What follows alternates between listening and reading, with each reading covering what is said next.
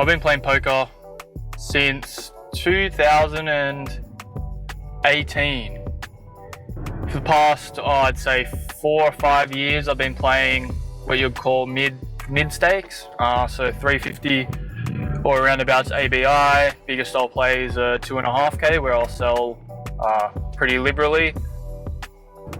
I'd say I am one of the most studied in my population pool. The thing is, and the reason why this channel is GTOish is because that sometimes might not do the job when old mate who is playing for 0.05% of his net worth might not fold the river in a spot you think that you should be getting pure folds. So that's kind of the dilemma I'm in right now, where I feel like I have really good knowledge of the game, but I just can't implement it. One, because the player pool doesn't respond accordingly, and two, because it's a struggle for me to try and find that balance between having that combo that's a pure triple off and actually opening my eyes and looking at Villain, who's had 15 beers and is a multi-millionaire, and deciding maybe it's not a good one to bluff. So that's kind of where my idea for this channel's come from. It's tough navigating it. I still haven't got it right, but I really want to find that balance and show how GTO-ish play can be, I guess, the winning formula in my pool, which is the Sydney low to mid stakes MTT scene. I didn't shave, I'm not ready for camera. Train armed at Millennium. Don't usually go here, but since it was around the corner from Declan's place, we are going to return to our old stomping ground.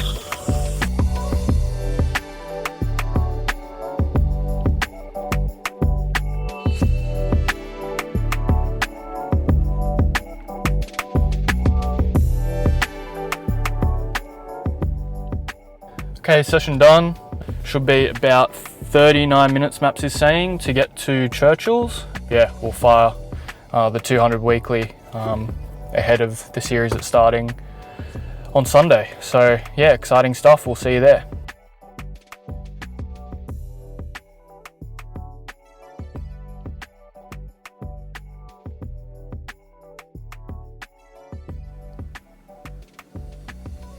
First orbit, we peel a pretty good looking Queen 5 of spades in the big blind. The button opens, small blind calls, and we come along. We see the King 9-6 rainbow board, and despite a couple of backdoors, not too much going on for us. Small blind checks, we're happy to check, and the button lets us see a free card. Small blind checks the turn ace, I check, and the button seems disinterested and checks too. Things get interesting on the 10 river. On the 10 of diamonds river, once the small blind checks, it seems like a pretty freely available pot to win.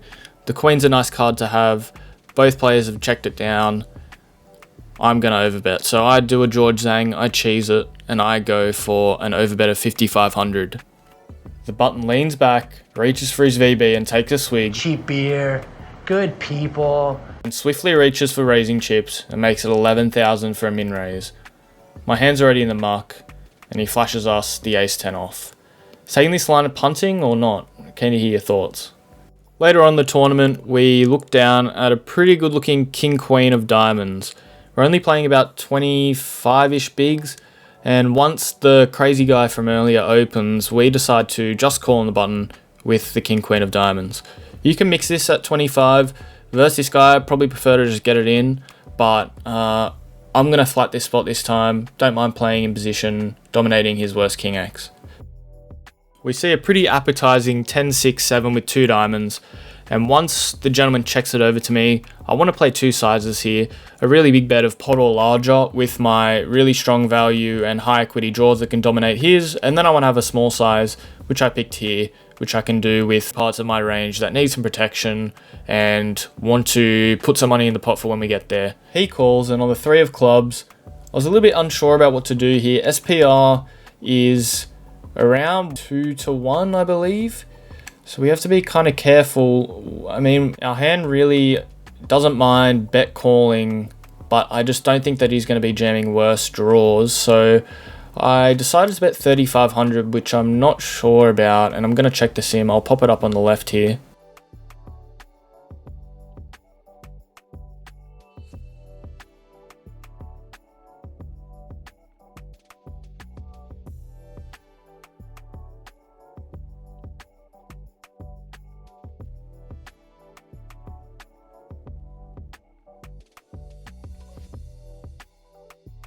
He calls and we get a red river, but it's not the river that we're looking for, it's the deuce of hearts. We've got a really clear check back here. We still beat his missed diamonds.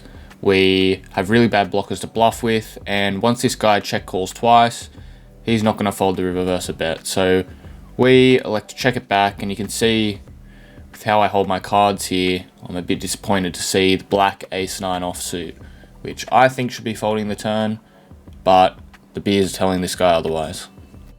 Let me know in the comments down below whether I should have 3-bet called this pre, or if you think that call's a pretty good approach versus this player.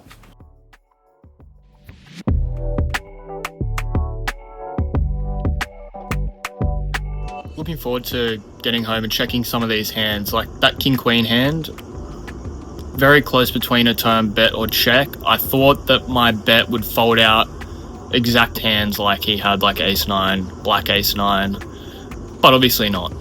This concept for this channel is becoming more and more clear every hand I play.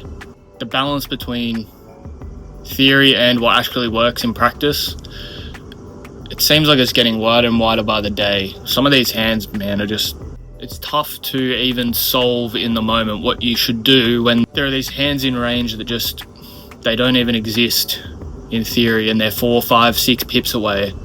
These guys are just psychos, but gotta just keep playing our game. Gotta find those spots where we can squeeze out a bit of equity.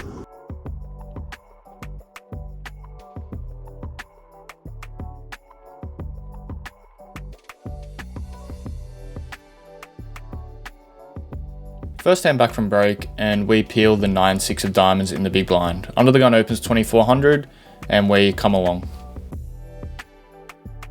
We see the king 7-3 with 1 diamond, we check, and under the gun continues for a bet of 2000. I definitely want to include hands that I think that I've spewed on this channel, and this is one of them. I have devious intentions and I go for a check raise to 5500. Not only do I have far better candidates to choose from, in this field, people just don't fold.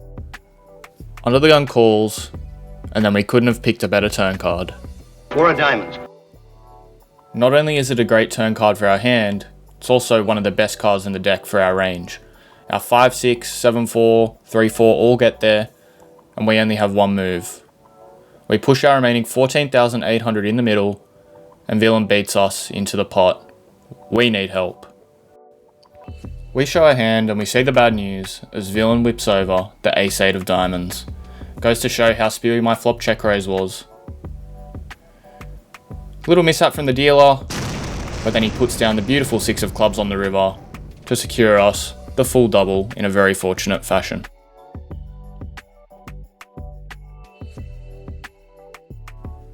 Later in the tournament, we get a table change and we're on the button with the king 10 off. A random Frenchman opens from the hijack to 4,000 and we elect a 3-bet to 11,000. In hindsight, probably shouldn't be doing this. We have very little fold equity and our hand's not that good.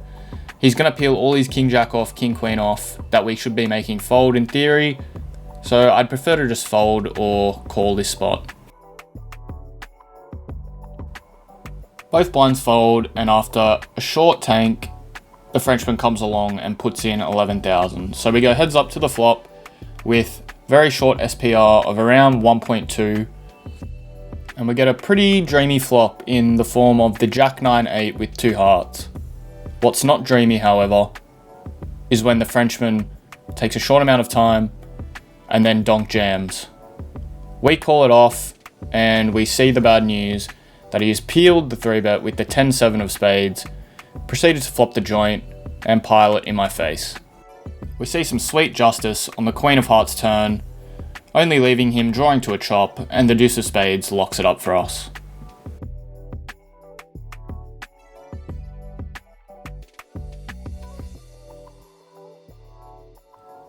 Another table change for us, and we're getting closer and closer to the money. Under the gun goes all in for 2 big blinds, the low jack goes all in for 3.5 big blinds, and I feel obliged to rejam the ace-10 off. We get absolutely turbo rejammed on by the businessman on our left, who has all the chips, and we are going to need some serious help.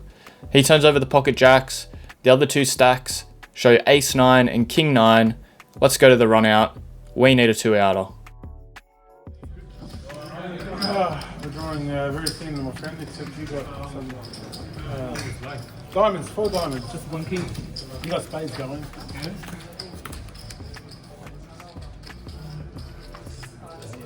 3-5. Oh, what's it? No, one more deuce. 4-7. Ah, yeah, nice answer. Purely Let me see. No flush, no straight. He takes everything. He covers it all. Alright, not too bad of a session. Busting pretty standard spot, I think. But yeah, keen to go review it tomorrow, put this video together. I feel pretty good about the content that we got. There was some interesting hands, some hands that I definitely played closer to the ish side than the GTO side. But that's kind of what you got to do in these games. And yeah, plenty of poker to come next week. Back at Churchill's, there'll be a series on. We had a deep run in the main last time, so looking to do even better. But until then, we're going to go back, lock in the lab. Keen to check some of the hands that we played tonight in GTO Wizard. If you guys enjoyed the video, don't forget to like, subscribe, comment, and I'll see you in the next video.